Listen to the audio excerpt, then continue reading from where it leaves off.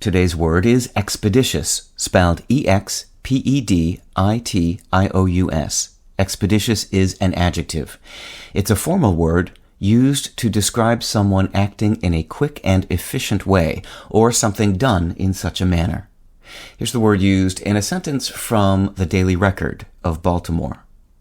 County administrative judges oversee the administration of the court, budget, and procurement functions. They also manage trial calendars to ensure the expeditious disposition of cases. The word expeditious has had quite the journey through the English language.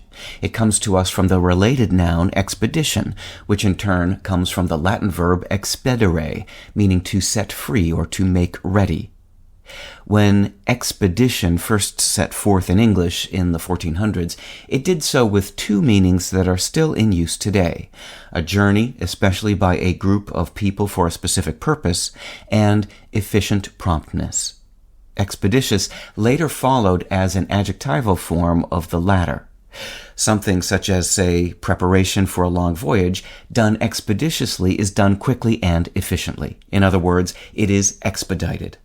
Like expeditious and expedition, expedite too comes from expedere. Quiddity, spelled Q-U-I-D-D-I-T-Y. Quiddity is a noun. It refers to the essence of a thing, that is, whatever makes something the type of thing that it is. Quiddity can also refer to a small and usually trivial complaint or criticism, or to a quirk or eccentricity in someone's behavior. Here's the word used in a sentence from the Irish Times by Peter Murphy. This is typical of author Karl Ove Knausgård. He observes a subject so closely, mining so far into its essence, its quiddity, that the observations transcend banality and become compelling. In other words, he draws the space between the objects. When it comes to synonyms of the word quiddity, the Q's have it. Consider the word quintessence, a synonym of the essence of a thing meaning of quiddity, and quibble, a synonym of the trifling point use. And let's not forget about the word quirk.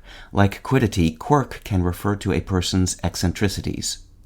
Of course, quiddity also comes from a Q word, the Latin pronoun quis, which is one of two Latin words for who. The other is qui, Q-U-I.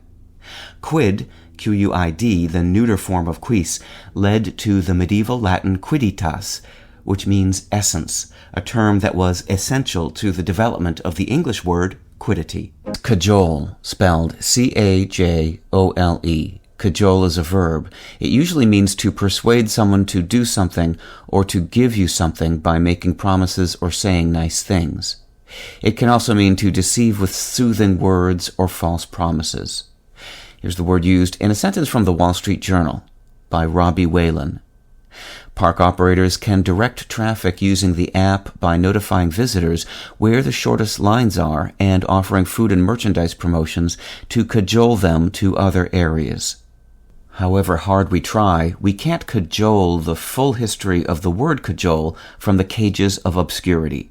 We know that it comes from the French word cajoler, meaning to give much attention to make a fuss over, to flatter or persuade with flattery.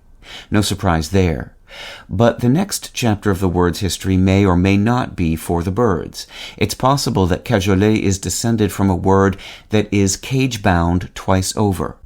One potential ancestor both comes from a word meaning birdcage and was formed under the influence of the Anglo-French word cage, whence also comes our word cage.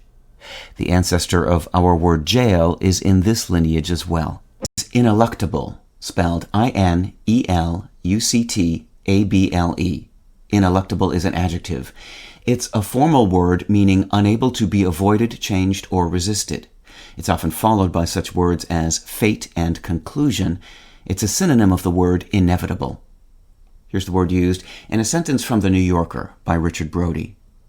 In the earliest years of Hollywood a century ago, a star-driven system gave way to a director-driven one, which studio executives then quickly clamped down on. What emerged was a top-down system that, ever since, has seemed absurdly like a natural and ineluctable state of the art. If you love grappling with language as much as we do, you're sure to get a flying kick out of today's word. Ineluctuble, you see, has its roots in wrestling, a popular sport in ancient Greece and Rome.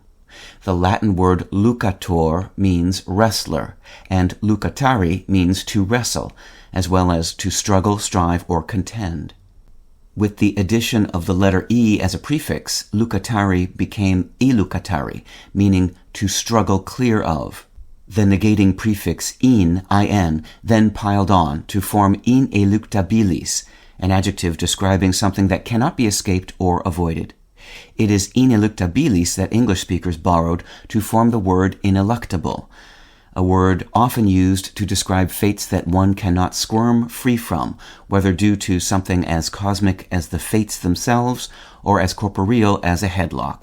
Undulate, spelled U-N-D-U-L-A-T-E. Undulate is a verb. It's a formal word that means to move or be shaped like waves. Here's the word used in a sentence from The Ringer by Ben Lindbergh. It's always windy in the world of Horizon Forbidden West, the new sequel to Sony's 2017 hit Horizon Zero Dawn. The wind takes different forms depending on where in that world you are, and wherever you are, protagonist Aloy's long auburn braids undulate and toss in a lively way that probably took a team of animators months to model. The words undulate and inundate, meaning to cover something with a flood of water, are word cousins that flow from unda, the Latin word for wave. No surprise there.